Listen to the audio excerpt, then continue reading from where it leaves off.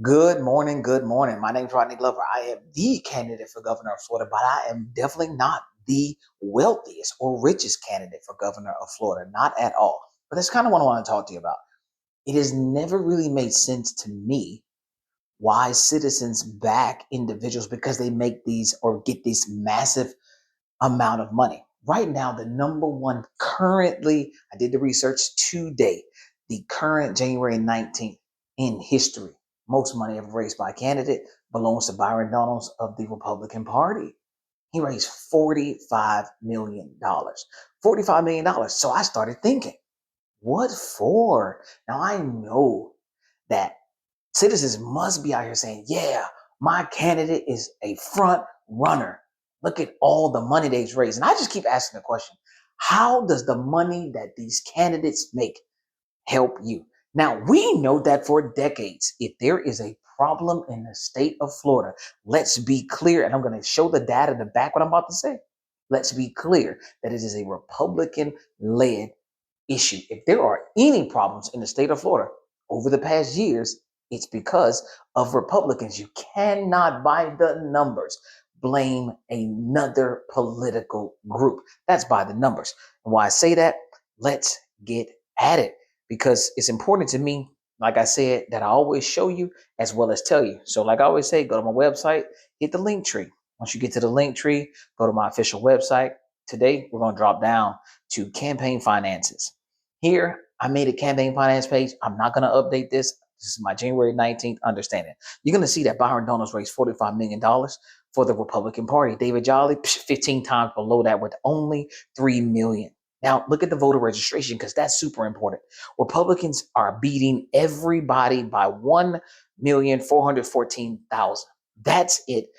They still have the numbers. Republicans have the numbers. So as you can see, Republicans have had the numbers in the state of Florida for decades. So if, again, there are problems in the state of Florida, you can, by the numbers, now understand why people use the term or say things like, well, this is Republican-led problems. These are Republican problems created by these individuals because overwhelmingly, you guys make up the majority of the individuals who handle this legislation and who vote in the Republicans that pass legislation that may affect your lives in a negative way. But let's take a look at something really interesting. Look at, I decided to just get this out the way and said, hey, if this person had to give only Republicans this amount of money, right? How much could he give them? $7.88. That'll get you a Chipotle burrito. That's it.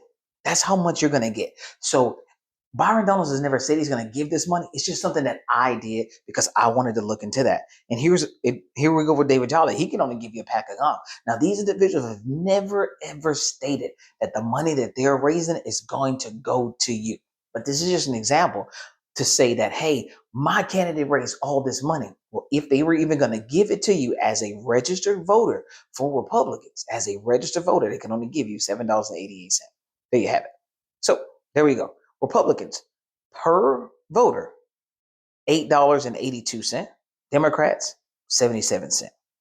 There we go. Byron Donalds alone has 13.5 times more money than all the Democrats combined. And my question consistently is, why? Why did he raise so much money? It's not going back to the citizens. You guys keep saying that you do not want these interests to come in. I guarantee you he didn't raise all this money from citizens giving donations. I can 100% guarantee that because I did look it up. So you can look at the independent candidate reality, and the candidates they just don't, there's just no need. So why do we raise the money? Now, here is what I came up with. When one candidate has 45 million and can spend $7.88 on every Republican voter, while the leading Democrat only has 70 per voter, we're not looking at a fair contest of ideas. We're looking at a financial arms race where the candidate with the most money has an overwhelming advantage. This is why legislative authority for citizens matter. Why citizens have direct voting power on legislation. The influence of campaign money diminishes.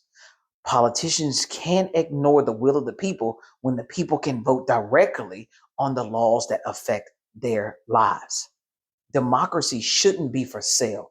Legislative authority for citizens ensures that. And if you ever want to see my references to see where I pull my data, here you go. Because I always make sure that I show you what I'm talking about. Now, I don't, again, know why we get caught up in saying that, hey, look at how much money they raise. If the money's not helping you, you tell me how $7.88 in the long form, because somebody will guarantee say something like, well, $7.88 will feed me for a day. Well, what about for a week? Or what about for a month? Or what about when you can't afford that rent that keeps going up, but the insurance doesn't keep going up? What about the bills that I show you on the reference page, on my research page? It shows you the bills that keep getting voted down. Rent relief voted down. Insurance voted down. Whether or not we're going to look at not overdevelopment Florida voted down. Come on. Come on. Are we going to keep falling for the same political rhetoric? The only thing I'm asking citizens to do is go to the website, download the petition, and give yourselves a chance to do what you say you want to do, which is take the money out of politics. Take the money out of politics. Take the money out of politics. Put the people in front of the money. Put the people in front of the money. This is why I keep saying I am the candidate for Florida, but Floridians are clearly wanting the wealthiest candidate for Florida. And that's why we keep getting the wealthiest candidates and then wondering why the wealthiest candidates don't vote or line up with your everyday needs and necessities. So give yourselves a minute to really consider, do you want a candidate that is for Florida, or do you want a candidate that is the wealthiest candidate for Florida? You guys have a great day.